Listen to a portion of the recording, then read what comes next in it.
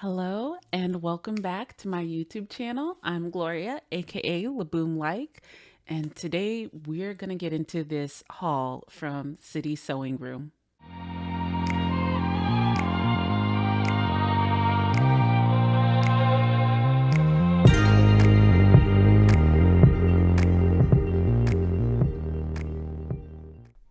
So first things first, I'm coming to y'all post-workout, mid-sewing project, and I just wanted to hop on and do this video. You're welcome. This worked out for the perfect time for me, so you're getting me like this. Um, Anyways, I recently went to the City Sewing Room. If you didn't see part one yet, I take you through my shopping trip. You don't need to watch part one, but if you want to see what the City Sewing Room looks like and kind of how things are organized and a little information about that, you should run over and check that video out first. It's a shorter one. And then come back and see the things that I got, and maybe make your guesses about how much this sewing haul cost. Okay, I'm gonna jump into it real quick and start with the fabric that I got. So I didn't go to City Sewing Room to get fabric, but once I got there, I couldn't pass it up. One of the items that I got was this lovely chambray. I don't have anything really nice and lightweight like this. Um, and I just saw it and figured, okay, we're in the last weeks of summer. Chambray is really good for transitional wear. I want it, saw it, want it, got it. So I have about a yard of this chambray, and right now I don't really have plans, but I'm thinking either some comfortable shorts or a part of a button-down shirt or something with this guy. Okay. I also picked up, you saw this in the video, when I saw this fabric was the point at which I decided, okay, I'm really going to figure out which fabrics I want. But this is, I believe, a cotton woven. I have about a yard and a half, almost 2 yards of this. And it is just such a beautiful, simple stripe, that black and white. And it does have a right and a wrong side. It is a little bit sheer. I don't know if you're going to be able to see it on here, but it is just ever so slightly sheer. So I will have to line it. But I saw this and I also thought shirt dress or something nice and long, a long skirt, or just something where the stripes can sing, but where I don't have to match up too many stripes.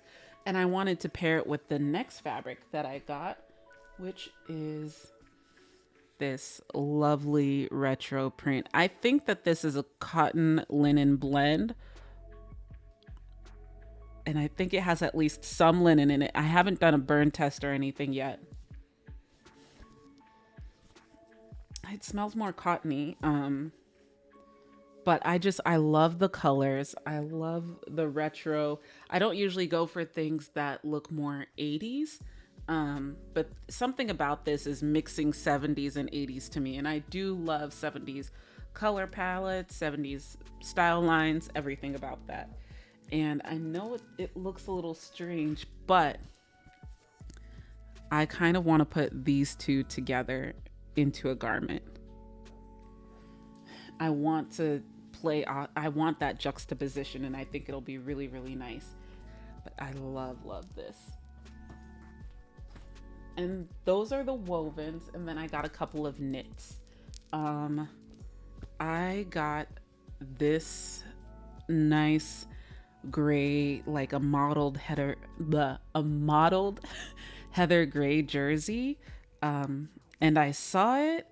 It's about 1.5 yards, and I figured loungewear for home, active wear. Something that I can wear in the studio, or something for stretching or really light workouts, and also something that can be comfortable as it's starting to get a little bit cooler. It isn't fleeced or anything, but it has some warmth to it. I wouldn't be surprised if this had some wool content, but it feels like it's all cotton, and it only has stretch in one direction. But yeah, I like this. And I'm thinking, depending on how small I want to make the items. I do like things that have a looser fit.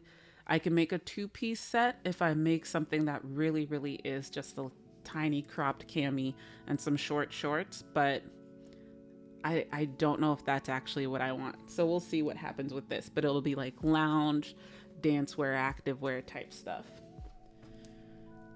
And last but certainly not least, is this luscious, buttery, soft, fleece-backed 4-way stretch knit that I love. Isn't this just a perfect autumn color? It's that coppery orange that I think looks amazing on me. I love this color. I love the depth of this color and how delicious, I don't know, just how smooth and cozy the hand of this fabric is, but it's also not so thick. It's not a heavyweight knit. So it's nice that it's fleece back, but also lightweight. It's wonderful. I have 3 yards, a little more than 3 yards of this, and I've already cut into this item and already made a pair of ninja leggings or ninja shorts from 5 out of 4 patterns. I made the 7-inch shorts and I'm currently wearing them. You'll see pictures, maybe not in this video, but when I do a makes video, you guys will see pictures and video of that. But I love this, and this alone was worth the trip to City Sewing Room.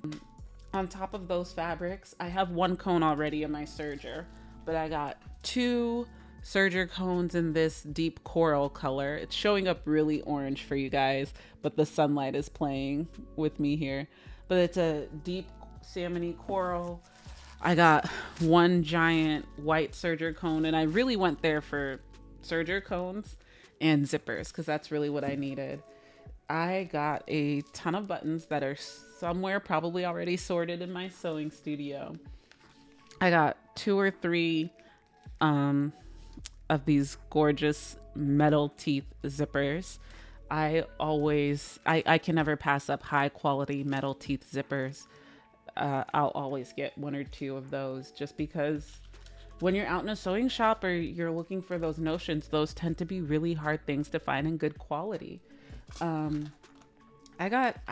picked up these gold buttons and you'll have seen them in that last, I picked up these gold buttons and you'll have seen them in that last video. I don't know why I picked them up. They are a nice metal button instead of a plastic button. And I think that's what really got me, is they're just quality buttons. And maybe it's only 3 of them. I wish I had 4 or 6 or 8, then I would put them perhaps on a jacket, but I'm not sure what they'll be for. I just know that I have these 3 gold buttons. And then another thing, just like the metal teeth zippers, I always pick up wooden buttons. So these were just in a pack of 3 like this, and I picked them up because I don't pass up wooden buttons at a great price. There's a lot of wood look buttons out there and they do look wonderful and lovely, but if I can get these buttons at a great price, why would I pass up the real thing? So I got those and a pack of covered buttons. So that's just about everything I got. Maybe about 10 to 11 yards of fabric, 3 zippers, a mess of buttons, and 3 serger cones. So what is your guess of how much that costs? I will give you a second. Just think of how much you would pay for that in your head. Okay. Now think the City Sewing Room only charges $1 per pound of merchandise. So maybe recalibrate what that number is going to be and make your guess. I'll give you 5 seconds. Make your guess right now.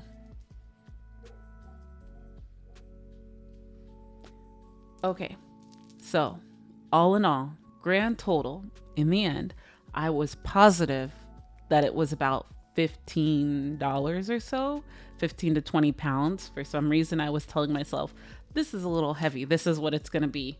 Once it got on the scale, this stuff was $6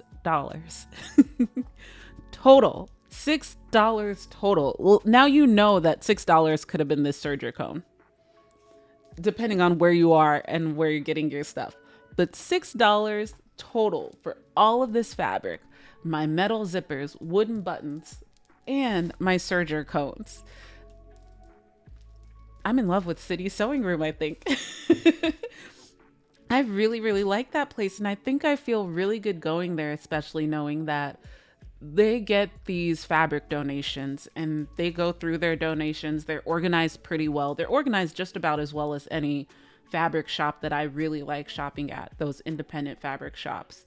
Um, it's changing every week, and I can go in there, go through my fabric collection and look at things that I maybe haven't used in the past 2 or 3 or 5 years and bring those over to the City Sewing Room and know that I'll be able to kind of put them more in circulation. Somebody else will get that fabric and they can really use it. And I can go in there knowing this fabric's not going into a landfill. I'm able to buy it.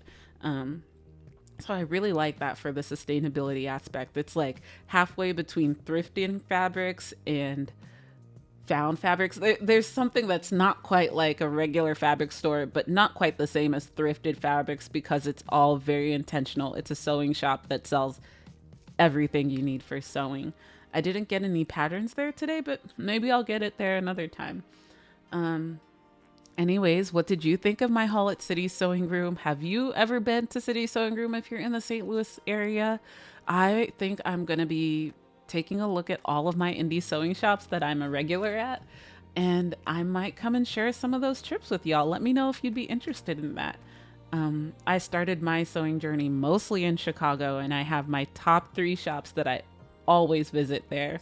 So next time I head back up home, I think I'm going to take you guys with me and we're going to go fabric shopping together.